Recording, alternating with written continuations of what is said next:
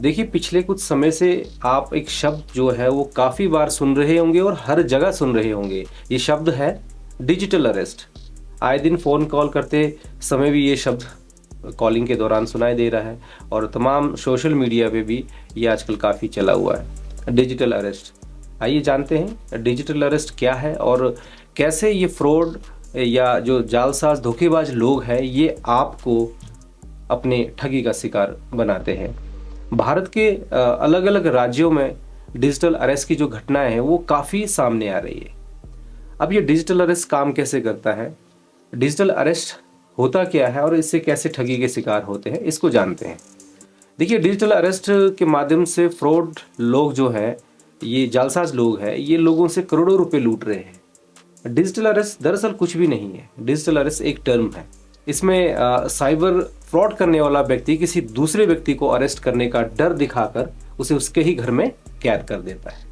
इसमें cyber fraud आपको video call करते हैं और अपने आसपास का जो बैकग्राउंड है ठीक किसी पुलिस स्टेशन की तरह बना लेते हैं या फिर किसी सरकारी एजेंसी या फिर किसी एजेंसी के ऑफिस की तरह बना लेते हैं, जिससे देखकर आम आदमी को ये लगे कि वाकई ये रियल है। उसे फेक होने का या ठग जालसाज होने का जरा भी आभास नहीं होता है और इससे वो डर जाता है। इसके बाद व्यक्ति इस फ्रॉड से डर जाता है और फ्रॉड की बातों में आ जाता है। फिर क्या, साइबर फ्रॉड इसके साथ स्कैम करना शुरू कर देते हैं। देखिए, आज के इस डिजिटल युग में डिजिटल अरेस्ट जो है एक नए अपराध के रूप में सामने आया है, जो निर्दोष लोगों को धोखा देने के लिए तकनीक का उपयोग करते हैं। हाल के दिनों में सामने आने वाले सबसे खतरनाक और चिंताजनक घोटालों में से एक डिजिटल अरेस्ट है। इस घोटाले में धोखेबाज लॉ एनफोर्समेंट अधिकारी बनकर पैसे की मांग करते हैं और दहशत का माहौल जो है वो लोगों में पैदा कर देते हैं।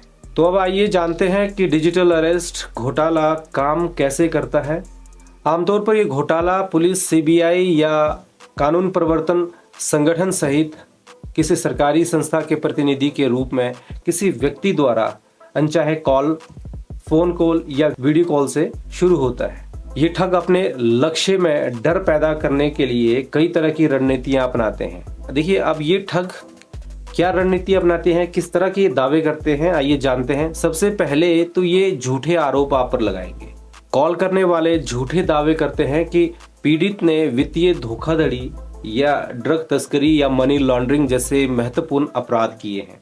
और दूसरे दावे ये क्या करते हैं, अगर पीड़ित उनकी बात नहीं मानता है तो जालसाज तत्काल गिरफ्तारी का धमकी देकर उसे जल्दबाजी का एहसास दिलाते हैं। और तीसरा, इन धोखेबाजों का दावा लोगों को डराना होता है। चीजों को नियंत्रण में रखने के लिए पीड़ित को अक्सर वीडियो कॉल पर बहुत समय बिताने के लिए कहा जाता है। उन्हें ये भी कहा जाता है कि वो किसी और से सहायता मांगने या जानकारी की दोबारा जांच करने की कोशिश बिल्कुल ना करें। और अगले दावे इन घोटालेबाज का वित्तीय मांग करना होता है। दोस्तों, वित्तीय मांग करना या पीड़ित से पैसा लेना इनका अंतिम उद्देश्य होता है। घोटालेबाज अक्सर जमानत के लिए जल्दी से जल्दी भुगतान करने के लिए पीड़ित व्यक्ति को कहते हैं और पीड़ित व्यक्ति किसी नकारात्मक प्रचार में या कानूनी पचड़े में नहीं पड़ना चाहता है, इसलिए वो ये जो फ्रॉड होते हैं, जो धनराशि वो मांगते हैं वो उन्हें दे देते हैं। तो दोस्तों, मनोवैज्ञानिक हेरफेर भी इन धोखेबाजों के द्वारा किया जाता है। धोखेबाज पीड़ित की भावनात्मक स्थिति को और ज्यादा बढ़ा देते हैं और पृष्ठभूमि के लिए नकली रोने की आवाज या परिवार के सदस्य के रूप में प्रस्तुत करने जैसे तकनीकों का उपयोग करके इन्हें और ज्यादा कमजोर बना देते हैं। डिजिटल गिरफ्तारी में घोटालेबाज द्वारा जो बहाने इस्तेमाल किए जाते हैं दोस्तों, वो क्या है, आइए ये जानते हैं और इसे जानने की जरूरत है। सबसे पहला, पार्सल घोटाला। पीड़ित को सूचित किया जाता है कि अवैध वस्तुओं से भरा एक पार्सल जो है वो पकड़ा गया है और उन्हें उस अपराध के लिए जिम्मेदार ठहराया जाता है। दावा करते हैं कि परिवार का कोई सदस्य इस अपराध में शामिल है और उसे तत्काल वित्तीय सहायता की आवश्यकता है। और कई बार ये धोखेबाज परिवार की संलिप्तता इस तरह के अपराध में होने का दावा करते हैं, जिससे परिवार का कोई सदस्य अपराध में शामिल है और उन्हें तत्काल वित्तीय सहायता की आवश्यकता है। अपने आधार या फोन नंबर का भी दुरुपयोग ये लोग करते हैं। पीड़ित पर अवैध गतिविधियों के लिए अपने आधार या फोन नंबर का उपयोग करने का भी आरोप लगाया जाता है। दोस्तों, ऐसी सिचुएशन क्रिएट होने पर, ऐसी सिचुएशन बनने पर अब आप अपने आप को डिजिटल गिरफ्तारी से कैसे बचाएं, आइए जानते हैं। हालांकि डिजिटल गिरफ्तारी घोटाला बेहद कठिन है, फिर भी आप खुद को बचाने के लिए कई कदम उठा सकते हैं। देखिए दोस्तों, सबसे पहले तो अनचाहे कॉल से सावधान रहें।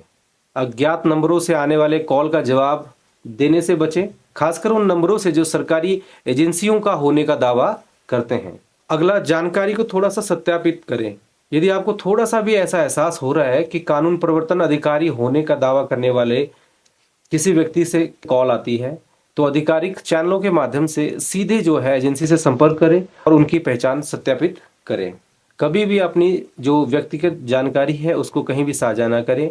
फोन या ऑनलाइन किसी के साथ भी बैंक खाता संख्या, अपनी क्रेडिट कार्ड है, इसकी जानकारी या पासवर्ड जैसे व्यक्तिगत जो जानकारी है उसको साझा करने से बचें। ऐसे मामले अगर हो जाए तो अपने आप को बिल्कुल शांत रखें। देखिए, घोटालेबाज डर और घबराहट का इस्तेमाल करते हैं। यदि आप दबाव या जो है धमकी महसूस करते हैं तो तुरंत कॉल को काट दीजिए। खुद को थोड़ा सा अपडेट रखें, शिक्षित रखें, नवीनतम घोटालों के बारे में जानकारी रखें, अपने परिवारों और दोस्तों को भी ये जानकारी साझा करें। और अगर आपको लगता है कि कहीं ना कहीं आप इस घोटाले की शिकार होने वाले हैं, इस ठगी का शिकार होने वाले, या आपके परिवार का कोई सदस्य इस ठगी का शिकार होने वाला है, तो आप स्थानीय पुलिस और साइबर अधिकारियों से इसकी रिपोर्ट तुरंत करें। और इस वीडियो को ज़्यादा से ज़्यादा अपने परिवार के सदस्यों में और दोस्तों करें ताकि ये जानकारी उन तक पहुंच सके और आपका कोई दोस्त, आपका कोई परिवार का सदस्य इस तरह के अपराध या इस ठग का शिकार होने से बचे। धन्यवाद।